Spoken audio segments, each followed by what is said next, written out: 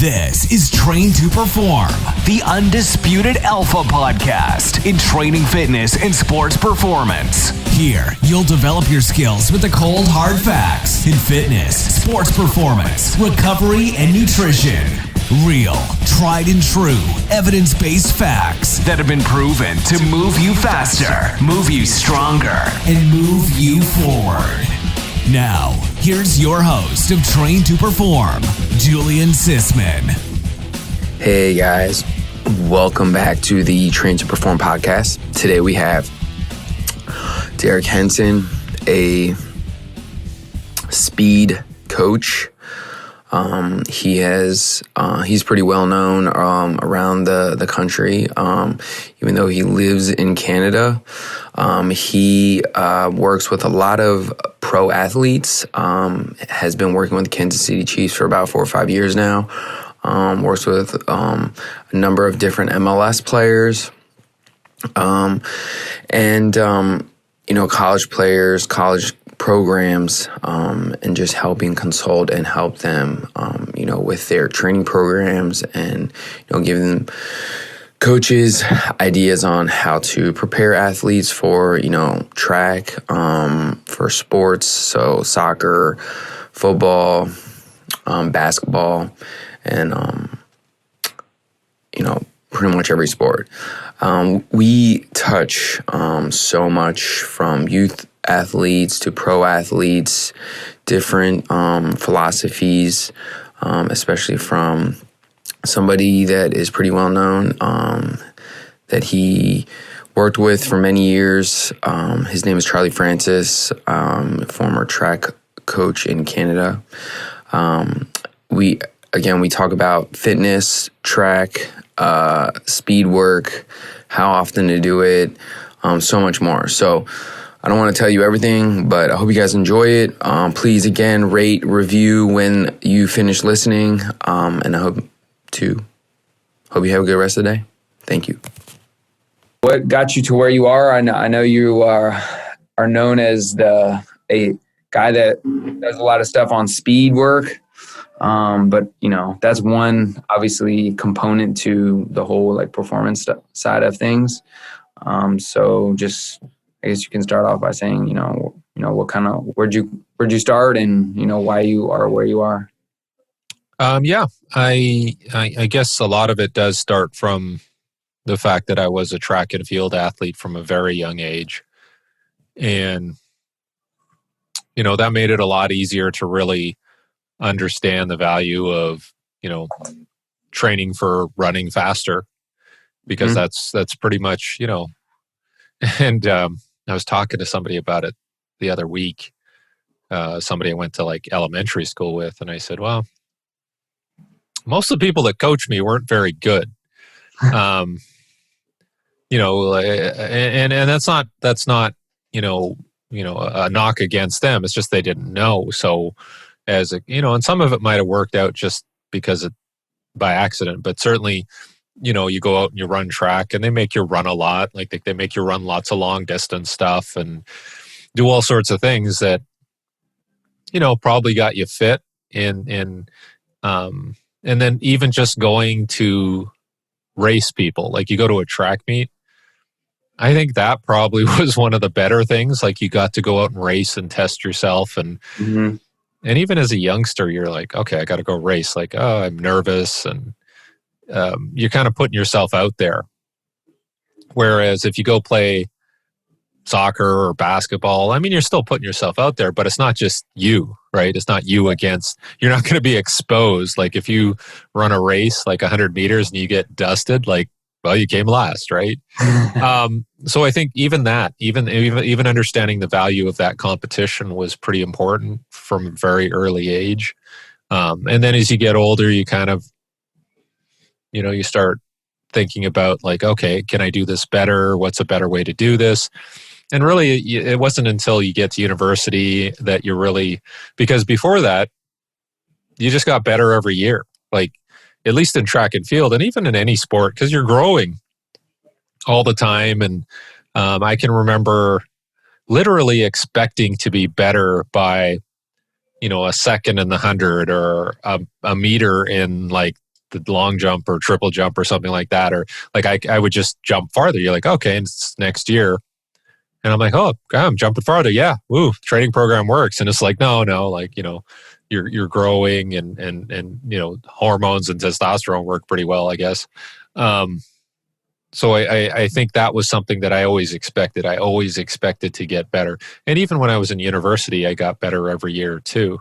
So that's kind of an expectation that whatever training program I'm going to use with somebody, they sure as hell better get better. And that kind of comes with the territory. So if you go through that whole process of you being an athlete, and then eventually after grad school, or when I went to graduate school, and I didn't have any more university eligibility, so I just naturally got into coaching to kind of keep myself in it. Certainly wasn't a career decision. It wasn't like, yeah, this is a good career. But I kept with it. And even then when I started working in a a job non-related to sports, I still would coach and train and do stuff, right? So, and then eventually I transitioned into just working exclusively with sports, more on, say, an amateur level, or working with athletes that are going to, Olympics in a different sport. Could be, I work with everything from softball, field hockey, speed skating, bobsleigh, other skiing events, everything, like pretty much everything. And then your conventional ones, basketball, football, soccer, so tennis, all those things. And so after a while, you kind of get a feel for like, okay, this is what works for those sports. And it still came back to the fact that if people were faster, they were typically more effective, especially in field sports and court sports. So, and this is something that I really wanted to get better at. I would say in the mid to late 90s, that I really focused on. I had done more like long jump and triple jump as an athlete in college. And, I went in a couple of races, and I think one of the things I always thought was like, I didn't spend enough time on the speed part. Mm-hmm. Like, not that we didn't spend time on it, but I really didn't deconstruct it as much as I should have and focused on that. And I probably could have been a much better sprinter and runner, and it would have transferred to my jumping events. So I think that was one of the things that kind of hung with me. And maybe that's one thing that kind of sticks with a lot of people who get into coaching, is like, I want to be better at coaching it than I was at doing it. And there's very few, I would say there's very few coaches who are really exceptional athletes. Like there might be a few, but most of the great coaches that you hear about, like in football, would be like Bill Belichick. I don't even know if he played football or if he was any good. And Phil Jackson was, obviously, he played basketball, and he wasn't the greatest player, but he played. And just, you're just going through the list. And I think there's a lot of people who got into coaching maybe because they weren't the best and they felt like they could always be a bit better, and this is their way to do it. So, I think I'm up there too in that regard. And then, you just keep working with different sports. You start writing about what you're doing, and you get a little more attention around your philosophy.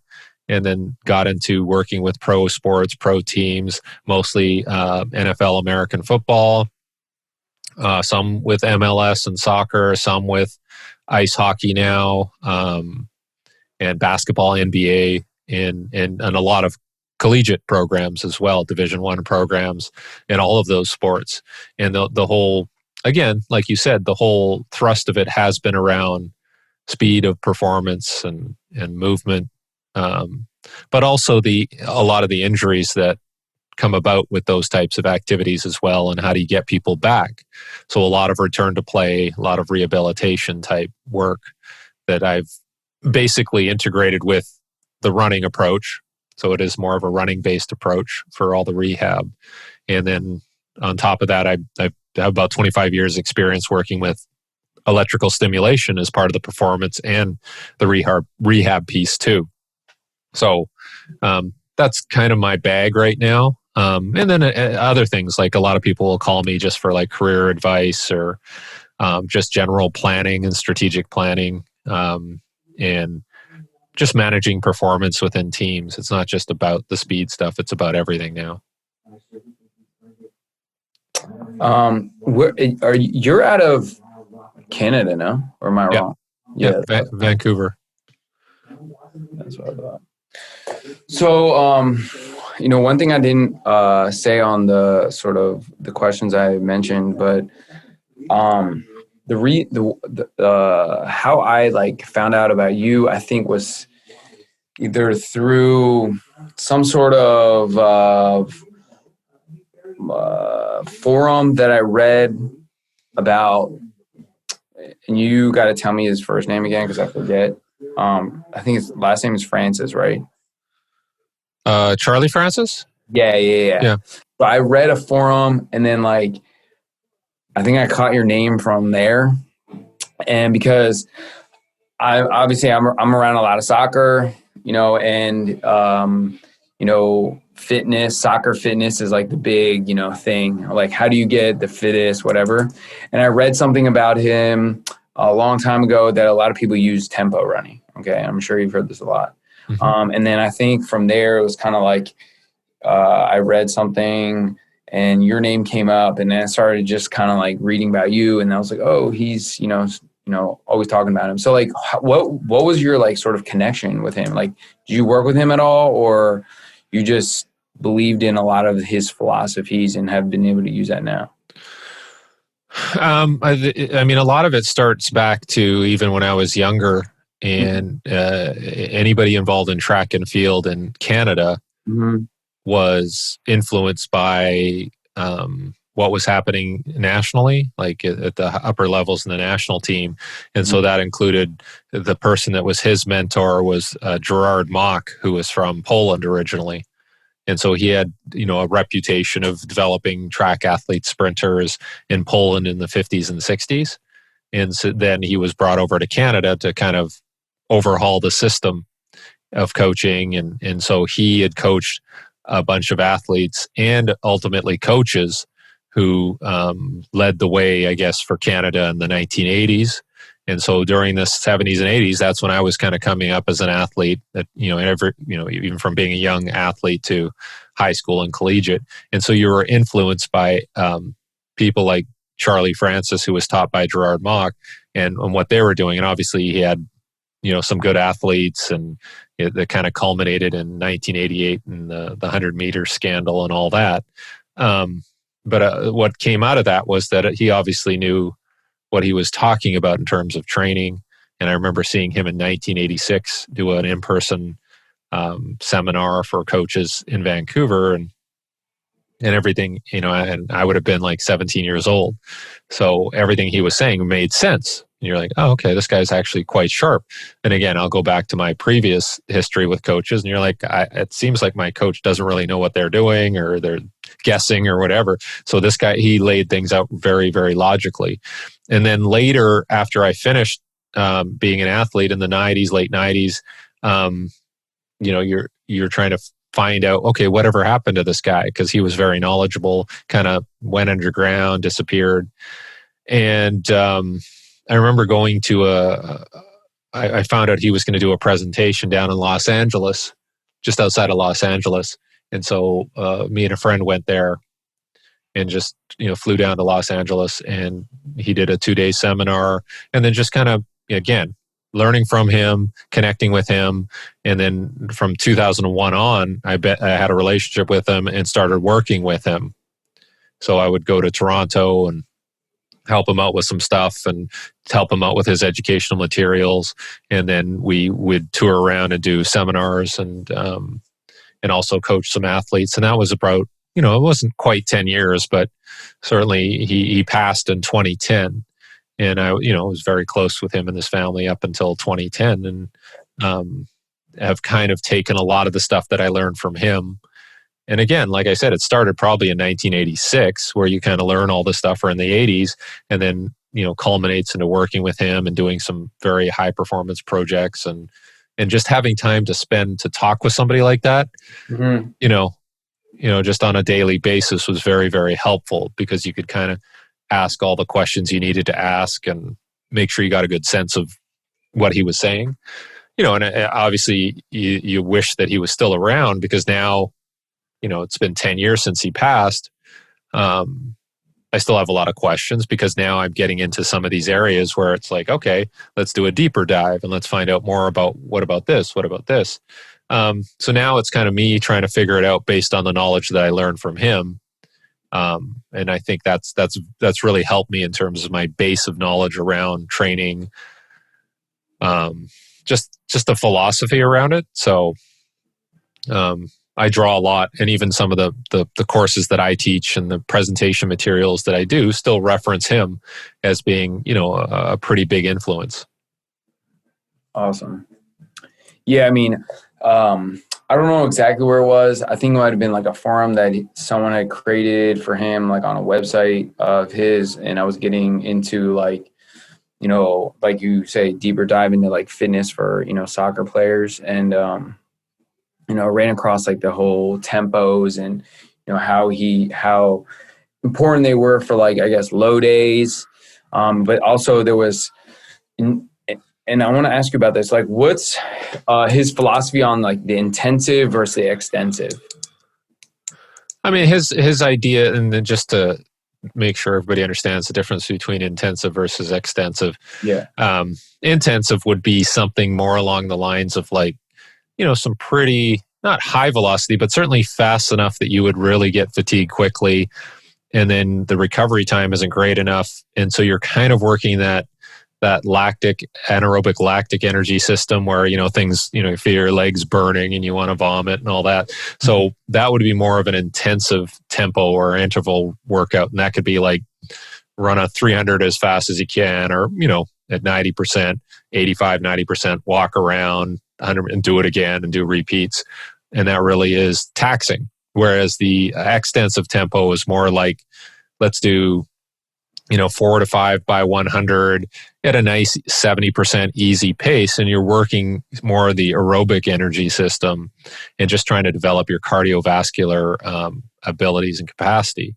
So it's not as intense. It's not like you're crossing over into that sort of oxygen debt where you're, getting all these problems and kind of seizing up.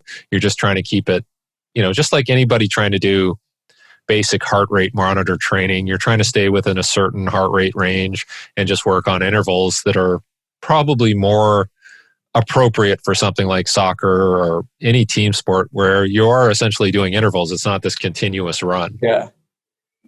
Yeah. So that makes sense. Okay. And he there was things about like, when you do those 100s or, the more extensive one where you're building that aerobic capacity, there was different like ways that they were programmed. But like when you program something like that, like where's the like the number or the number for like, say for instance, soccer, where would you stop, say, increasing the distance, over the course of like, let's say 6 or whatever weeks. So like, say you start at like 4,000 for like week 1, and then you sort of increase it from there. Like, what's the like cap that you see as most, beneficial, or, you don't really need to hit like go beyond this because there's no point.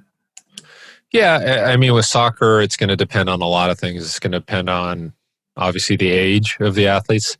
If they're kids, you're not going to work them for quite as much volume as, say, a pro player. And you'll always hear like, an average pro player. And again, it varies by position, like defender, midfield, striker, whatever. But say like a midfielder, like I got a chance to talk to Michael Bradley, who plays for Toronto and is on the U.S. national team. And he's known to run a lot. I don't know, but, you'll hear the commonly like, 10 kilometers per game, right? Mm-hmm. And I think he's up around 12 or 13 kilometers. And, he tends to travel more on the field just based on the way he plays. So if you're doing a 10K run every time you play a game, you have to have some good aerobic capacity. So then off of that, we came up with some just general guidelines of like, every time you go out, we're probably doing about 4,000 to 5,000 meters or 4 to 5 kilometers of total volume for tempo runs, right? So that seemed like a reasonable upper end, at least in the off season. when you're trying to build somebody up. So they should be able to go out and say it's 10 times 400 that they're running. That not necessarily how it would look, but they're doing 10 by 400 with appropriate breaks and just a nice easy pace. So that's 4 kilometers, and they may do that 2 to 3 times a week. So for a soccer athlete, they're probably on the high end for overall volume. Yeah. Whereas a basketball player, maybe they're like 4 kilometers per game because the court's smaller, right? So then you can just notch down what their volume would be. It might be about 2 to 2.5 kilometers per tempo session. Again, depending on position. So you're looking at, and I guess that's where some of this GPS data is useful, where you can look at per player, per position and go, okay, that's a typical game for this guy, right? And I think you have to be careful with that because not every position is going to have the same demands. So you don't want to overload the goalkeeper, for instance. Like, hey, you don't have to do 5 kilometers, but they still should be in good shape. But you have to just draw those lines. And like I said, if you do have something like a GPS system to get an idea of what everybody's typical game load is, then you get a little more information on what you can do in practice and what you can do with their running training. So I think you got to have a good handle on what's happening in the game with your players. So when it comes to like what you use as sort of like exercise, whatever, do you typically do when you do like tempo, like say extensive tempo, like the long ones, everyone's like, oh, the long steady state, you just run for however long, right? 4 or 5 miles, whatever. But I noticed that you prefer like these sort of, 400s, 100s, 300s type of things. Like, is it because you're kind of building the body system in a way that, because you're going to break and you're not constantly just running? Is that sort of like your philosophy on that, or is that, sort of like where Charlie? Yeah, like I would say you want to do both, but if I were to pick one, I probably have a little more emphasis on the interval piece, right? Mm-hmm. Just exactly what you said. Like, it's a little more close to what actually is going to happen in a game. Like, you can't not watch a world-class soccer match and see most of the guys out there walking, right? Mm-hmm. Like, so, okay, great. So they're walking, and then they might, as the ball comes closer to them, they might pick up speed. And so, there's not a lot of continuous long distance running going on out there. If there is, probably going to put somebody out of position, or it's just not, it's just not a good use of your energy. So if the ball is on the far side of the field in their end and I'm a defender, I'm walking. Like, I might walk over here and get in a better position. So, but when I have to run. So the velocity is probably going to be higher. So I'd rather probably do those shorter intervals at a higher velocity to get me ready for any game scenario than I would by doing a long distance run. It just, it's just more compatible to what's happening on the field. Mm-hmm. Yeah, I mean, that's what I figured. It totally makes sense. All right, so kind of going on to like a different, like, more intense idea point of view. When it comes to like just full out like sprint training, I'm sure you do this with soccer players as well. I know obviously way shorter distance, probably like 20s, 30s, 40s and stuff like that. How often are you, programming this? Is it mostly in the off season? Do you still do a little bit in season to keep up like the hamstring, wear and tear and things like that? Or do you kind of manage it based on, especially in season, like their schedule and things like that? Yeah, like in season, and again, it's obviously it's a little strange right now, but in a typical in-season period, you're probably trying to do some sort of maintenance work. And again, it depends on what they're doing in practice. Like if they have some energy freed up because the practice schedule between games isn't too ridiculous, then you could do some short sprint work once a week, twice a week, whatever you can. Mm-hmm. And you don't have to go too far, because again, most of the sprints that are happening on the field aren't too long. Like, you'll see the odd, long ball that somebody has to run onto, but for the most part, 10, 15 meters, yards is probably not a bad distance to prep at, right? So I know people that, like a friend of mine, he works for Toronto, and he worked for AC Milan and Fiorentina and all these different teams in Italy. He's Italian, and he has a good job. He does a good job working on 5 and 10 meter sprints with his guys a lot of the time, and just getting those repetitions up. And they give him a lot of good feedback. So it really depends on your situation, and if you have players that just need that short range speed, you're just going to focus on that when you can. Certainly in the off season, you can do more work. You can do it 3 times a week. You could maybe get out to 20, 30 meters and 40 meters, but you're always trying to balance things off against what their demands are in the games, their travel demands, and also what's happening in practice, right? And that may vary from team to team. So do you only work with, I'm assuming you don't work too much with like youth athletes. I have in the past, but now if I'm working with younger people, it's usually associated with my own kids. So I go out, train them. They have friends, or we have a group that we train. So I'm still well aware of what the differences are for young athletes, but a lot of the time with the younger athletes, we're just working on, okay, this is what your technique should look like and feel like, and we just want to reproduce that, and just make sure that you give them a good foundation of just sprint technique and understanding how to run, because again, that's something that maybe I didn't have enough of. So yeah, I think that's a huge area of focus for me, even working with kids, is like, let's make sure that they have a good foundation of technique and understand what it should feel like and look like. So we do a lot of video, show them, okay, this is what you look like after that rep. This is what I want you to fix.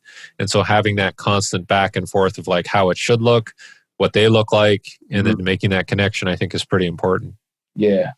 Yeah, it's funny that you talk about video, because I do that a lot with the kids that I work with. I got that idea from somebody that I used to work with a few years ago, and I think for kids especially, it's really helpful. It's quick feedback versus like, hey, you got to do this. I think it's something that they can. I think seeing it better for the younger kids is a little bit easier for them to like replicate the next time around versus like, an older kid that's probably been with you for, 10, 12 years. It's easier for them to like, oh, okay, I understand, and then make those changes. What things, especially for like younger kids, do you typically work as far as like technique goes? Like, you don't have to like list a whole bunch of things, but like, are there specific things that you notice that a lot of kids, do incorrectly that you commonly fix? Yeah, some of it is just around posture. So a lot of the time you'll see kids like ducking their head or tucking their head because they think that'll make them go faster, but it can actually create problems and take away power out of the hip if your posture is rounded. So I think with a lot of the drills we do, we're teaching like where to look. Like, okay, when you sprint, you're not looking up at the horizon, but you're not looking down at your shoes. It's somewhere in between. And then just getting them to cue everything and set everything with their arm rhythm, like learn how to set your rhythm with your arms, what range you have to go through. And that usually transfers down to the legs really well. You don't really have to talk about the legs too much if you're coaching through the arms very well.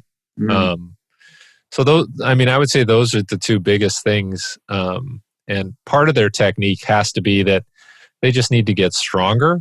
So by doing the drills and doing the sprints, you may not have beautiful technique at the beginning, but certainly as they get stronger, they're able to get into those positions and have better posture and move their legs through and lift their knee high enough and put enough force into the ground. So I think that's something that people don't spend enough time on. Is just, hey, let's just keep doing this, because the more you do it, the better you get. Albeit with some decent coaching and tips if you see something wrong. But I think, unfortunately for kids, people try to make things fun and exciting, and it's like, well, guess what? A lot of the really good stuff is going to be boring as heck, and you got to get them to do more of it, right? So it's like any skill. Like, I'm sure everybody wants to shoot in basketball, wants to shoot 3-pointers or dunk the ball. But, can you do all these little things really well, all these basic things that aren't as sexy? I would say it's the same in running. Yeah. So. And when you're talking about strength, and I mean, we can talk about this a little bit. When you're talking about strength, we're talking about like not just getting stronger from sprint work. We're talking, going to the gym, doing like a good strength program that'll build like overall, full body strength and things like that. Yeah. I mean, the soccer culture hasn't always been about weightlifting and the gym and all that. I think it's changing a bit. So I think you have to do a little bit of everything. Like, obviously you're focusing on your sprinting, you're doing explosive work, you're getting them familiar with basic lifts in the weight room that they can do for lower body, upper body.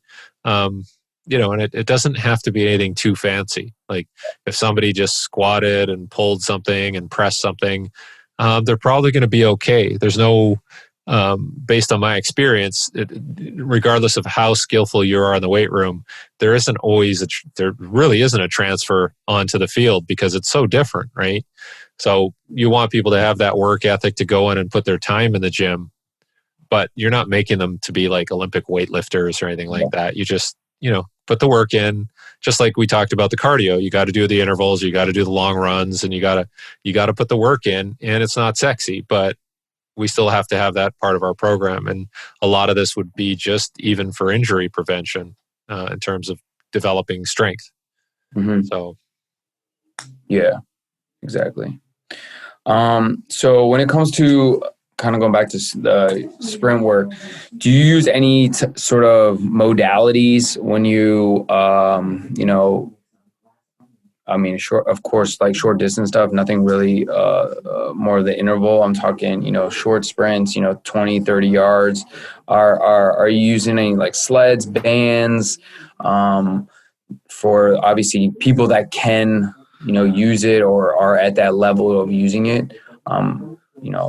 I know there's a lot of people that talk about kids can use them, sled work and all that kind of stuff. So do you use that stuff, or is it just mostly body weight and just working on, certain technique, speed, and distances?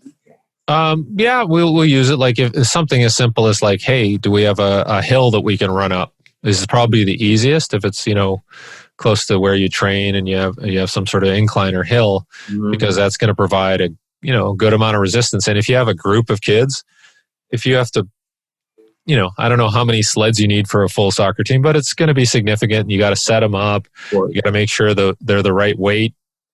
And so it's just, I'm just naturally lazy. So if I'm working with 10 athletes, bringing out 5 sleds is not, something I want to do. So we'll use partner resistance. They can help resist each other on the shoulders, around the waist. We use like big, thick stretch bands to do some of our drills and some of our short accelerations, say over 5 or 10 yards. So there's different things that you can do to add that resistance. That we'll throw med balls as part of a start, run after the med ball, but that they're all kind of building that strength that's specific to accelerating and starting. So. And I'm not anti-sled. I'm just saying, like, now and then I'll use it with my kids, but I've got, 2 kids. They can just bring it back and forth, right? Drag it back and forth. But even then, you have to make sure that it's the right weight. It's not too heavy. It's not too light. So it's a lot of work to do that, especially if you've got a big team. Yeah. So if you can find ways to do it without all of that headache around the equipment, I think you're just going to get better overall compliance because, sometimes you'll go like, oh shit, I don't want to do those sled things again because I got to drag them out. And so there'll be a deterrent just by having to use that equipment. Yeah. So it's just like even, I find this sometimes with weight training. If I'm doing, remote coaching with people, it's like, okay, do you have access to a weight room? And during the, whole COVID thing, a lot of people didn't have a gym to go to. Yeah. So then I had to come up with other things they could do outside to compensate for that. And maybe more jumps, maybe more throws. So you'll always have to be aware that not everybody will have access to that equipment. So you want to have backup plans. You want to be flexible, but still be effective. Yeah. Yeah. I mean, that's I totally agree with you. I'm just curious because, everyone has their, sort of way of building, their sort of sprint program or speed program, and, using different, techniques or different modalities. But yeah, I mean, I totally agree with the hill sprints. I think those are, really effective. Again, if you have a hill that is, a decent incline. But like, is there a specific incline that you have found, or like 8 to 10% grade, or like that's usually 5 to 6 degrees. And so some people are like, oh, how do I measure that? It's like, well, most phones now have a bit of the accelerometer in there. And if you tilt it, it'll have, you can download like an inclinometer or a protractor type level app that'll do that. You're just like, oh, look, that's 5 degrees. Right. So, there's no way and a lot of the time it doesn't have to be that steep. Like if you eyeball it, you're like, okay, because it does slow you down quite a bit. You don't want it to be like this where it's like it looks like they're hiking up the hill. You want it to be, they still have some acceleration and some velocity behind it. So it doesn't take much. So and you probably don't even go like that far. It's probably like 10, 20, 30. Yeah. You don't need like to go like 400 meters up a hill. There's this massive hill that is around here that a lot of people use for, as hill sprints. And I have arguments all the time about how, like, I mean, yes, it can be used for multiple different things. It can be used for leg strength if you don't go to a gym because it's a really long distance hill. Yep. But if, you're working on, like you said, speed, running up the hill, halfway up the hill, you're more than likely going to like start jogging and it just comes kind of pointless. Yeah. Again, like if you want to work on speed, obviously you're working 10, 20, 30 meters. But yeah, if you want to work on just general fitness and muscular endurance, you can use that hill to run a 300 meter distance or whatever, 200.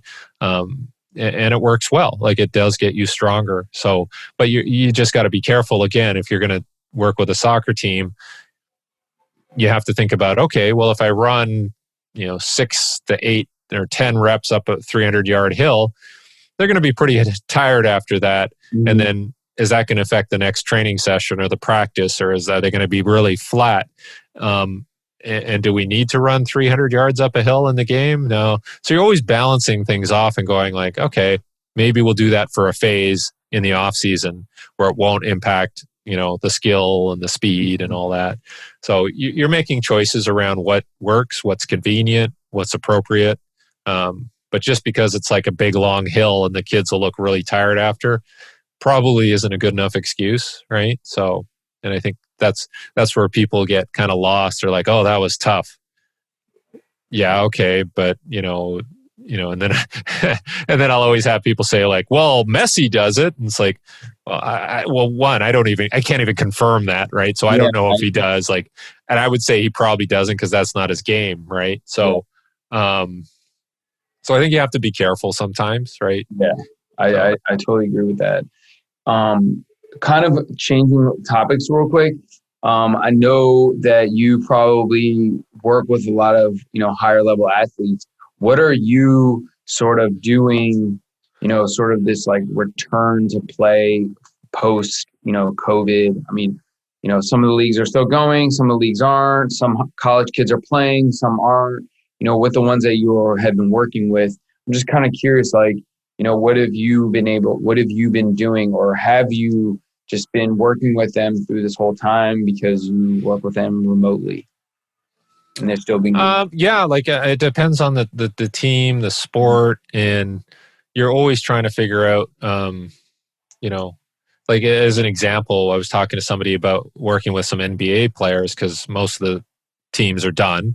Yeah. There's 2 teams left, right? So I think they're going to figure out, okay, once the final is over, then we'll get back to training. But they don't really know when they're going to start up again. It might be January, it might be February, but nobody said it definitely because we don't know. We don't know what's going to happen with, the further outbreaks, a second wave, a third wave, or all that. So I think they're just trying to go, maybe February. Same with the NHL. So now people are going, well, we have about 10 weeks to prepare for that.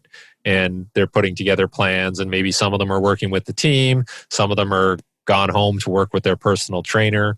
So, I'm just trying to work out those details first and figure out what kind of timelines we have. Because there's no sense in coming up with a grand plan unless you really know what's going to happen. Mm-hmm. So I think that's where everybody's at right now. I figure a lot of people thought they'd be further ahead and we'd be past this. But, I've been telling people to mentally prepare themselves that they might be another, 6 months or spring of 2021. I don't know. But don't set yourself up for failure. Stay in shape, do what you can. I think there's been less of a run on weight equipment and gym equipment for the home. Like, I think hopefully they're getting restocked and all that. But that was a problem too. Like, I can't find a barbell. I can't find a dumbbell. I do some work for the Trueform treadmills, the curved treadmills. And, I was trying to get them to different teams and get, so people could run indoors. And maybe even during the winter, that'll be something that people have to do. Right. So, nobody has the answer. It's you work with mostly players that are in Canada, or like, are you able to work with other players outside of the? Yeah, I would say mostly North America. Oh, okay. Yeah, U.S. and so it's just making sure that you give them a plan that works for their circumstances, because it's so easy to go like, if I'm a weightlifting guy, I'm going to probably give you mostly weightlifting exercises, right? Mm-hmm. And if I'm a sprint guy, I tend to focus more on that part, like the acceleration, the movement on the field. And guess what? That seems to work better. Nobody's lifting weights on the field. I'm not saying don't lift weights. I'm just saying, let's be practical about all of this, right? So, and I've worked now for 5 years with the Kansas City Chiefs. Nobody's complaining about their speed on the field. So, so I think, you have to start opening your mind up to, okay, what is going to work? What are you going to get the most bang for your buck? And it may not necessarily work with everyone's philosophy, but you got to start adapting, right? And that's what we've learned, I think, in the last 6 months, is that if you can't adapt, you're going to be in trouble. So, just this question just popped in my head. So, okay, so we have like 2 things here. We're talking about strength and speed. I mean, obviously, I don't think you can't live with one or the other. But do you find that, and you probably know this because you've been around way longer than I have, especially with higher level athletes. Do you find that there needs to be a both in the program, or can you just live with just straight sprinting and it just kind of like, obviously you got to program it. I'm not just saying all the time sprint, but like, doing it properly. Will that lead to less injuries, faster? Or do you find that you need a little bit of the strength work to help, get over that curve type of thing. Yeah, you're I mean, it's going to change, right? Your emphasis will change. Mm-hmm. Like obviously when you're in season, you're focusing on tactical, technical, and the demands of the game, right? And then you might do a little baseline of like strength work to keep and to maintain, and you might do a baseline of speed work to maintain and some extra aerobic. So there's a bunch of things that are still trained, but they're just a baseline of maintenance. Whereas, the technical tactical is the most important. And I'd say the same for the NFL, like, what plays you're going to run and, how you tackle people, is probably more important in season, but you're still lifting, 2 times a week, 30 minutes each session. You're still doing some sprints as part of your warm up. You're doing, some conditioning. So I think it's the same with what you're talking about. It's that some, probably early in the off season, you're doing more strength work, right? You build that base of strength. And then as you get further in, you might transition to more speed work or more explosive work. And then you drop the weights down so that something else can come up. It's a bit of a whack-a-mole thing, right? Where some stuff has to come up, and when something comes up, other stuff has to come down. But you're not everything can coexist at once. Yeah. If you try to do that, it's usually going to end badly. Yeah. Like I know a lot of people are like, oh, we want to keep squatting heavy and deep. And well, guess what? Those people end up having more groin and hamstring injuries because when you start running fast, it's an entirely different software program in terms of like the rate at which things turn on and off. So I think you just have to be careful with what your emphasis is. You might have a phase which you have an acceleration emphasis. You might have a phase that's more of a explosive emphasis or a high speed emphasis. But just make sure you make those adjustments so that you understand that this is our priority this phase or this month, and then we'll still just maintain those other qualities. Yeah. So kind of still continuing with as far as like a person wanting to get really fast, like this is sort of what you would say, what you would suggest, what you just said, sort of like, I mean, build that strength, and then focus more as you go on, you move on, you focus more on speed and power, and the things sort of work themselves out type of thing.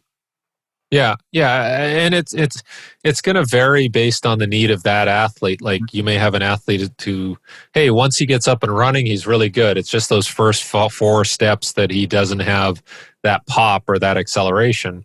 And that may be a strength issue. It might be a technical issue, but you're always trying to figure out what the issue is and then address it. It's not as easy as and some people are just slow.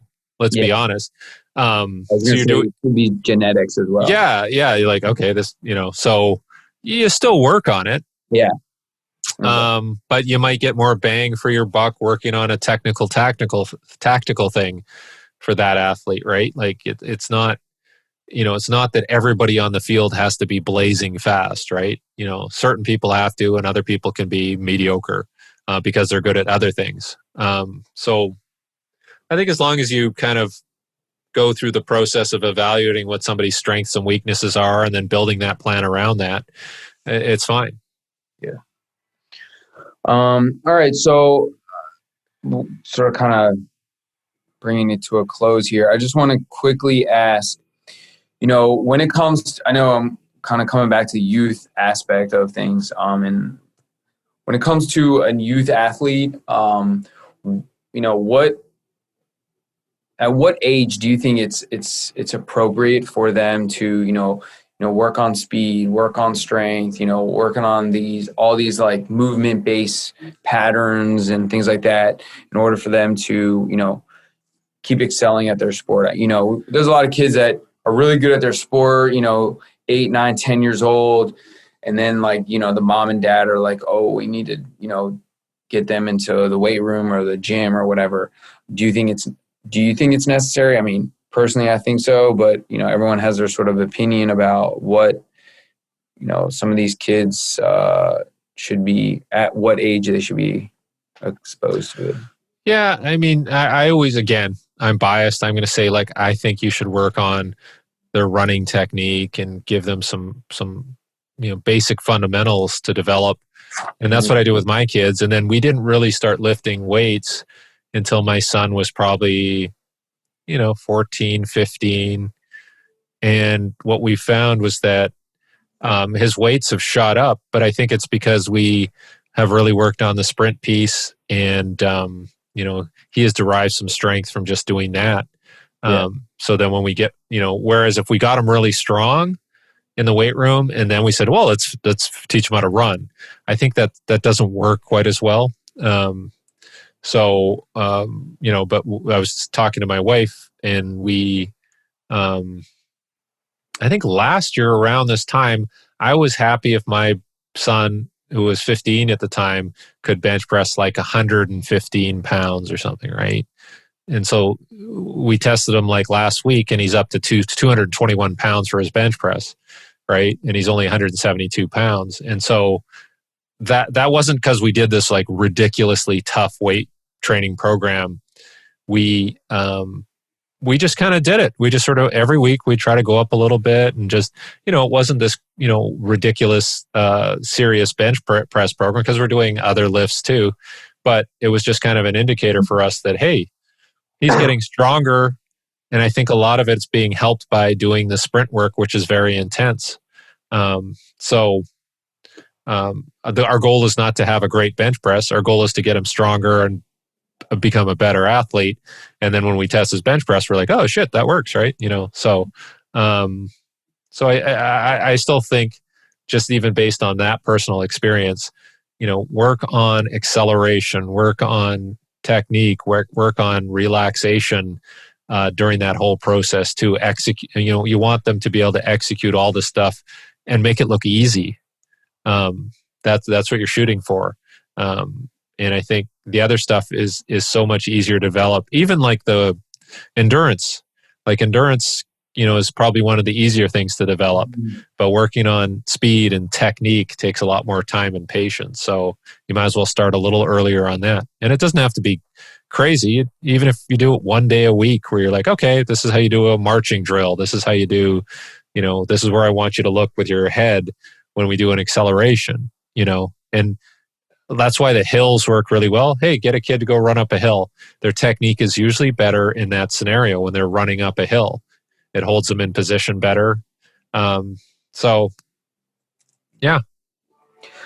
I have a side note question. When it comes to, because you're talking about technique, when it comes to like foot, when it hits the ground, I've worked with a couple of kids where like when they're running, and I've slowed down their video, and they've like really seen it, where they're hitting like with their heel first and then going down. Yep. When you see that, like, what does that tell you in that person's like sort of mechanics, I guess?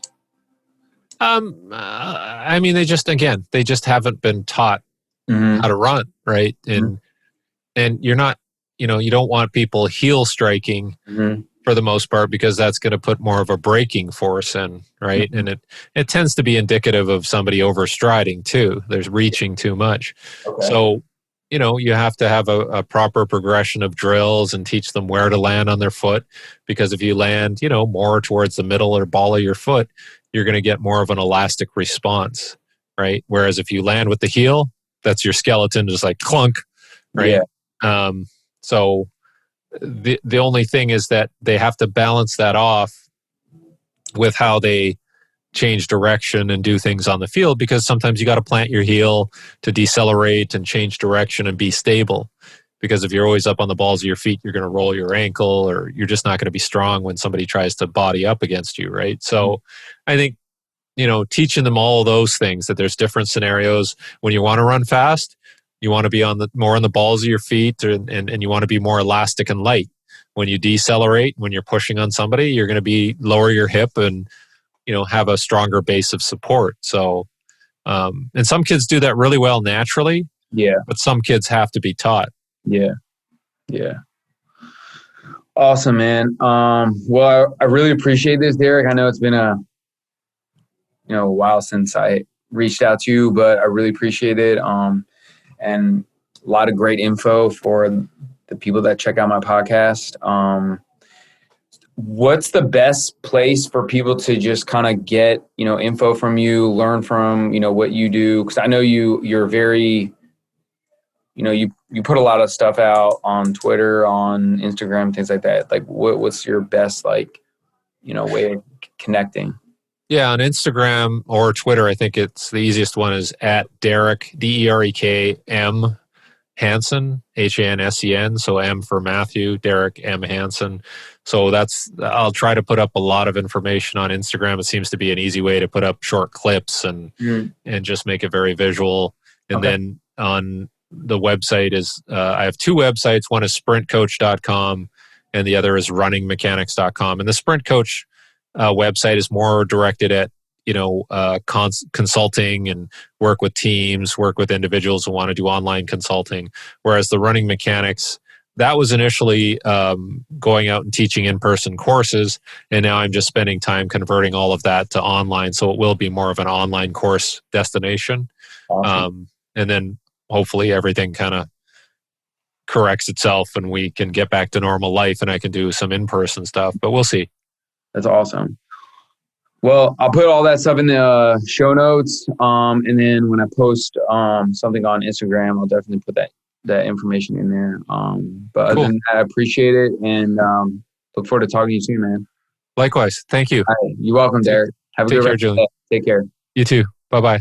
Bye. Thanks for listening to Train to Perform with Julian Sisman. Learn how you can work with Julian in a personal training session, either online or in person, at prepareforperformance.com. And follow on social media for more tips on training, fitness, and sports performance. On Twitter at jsisman_PFP and Instagram at prepareforperformance.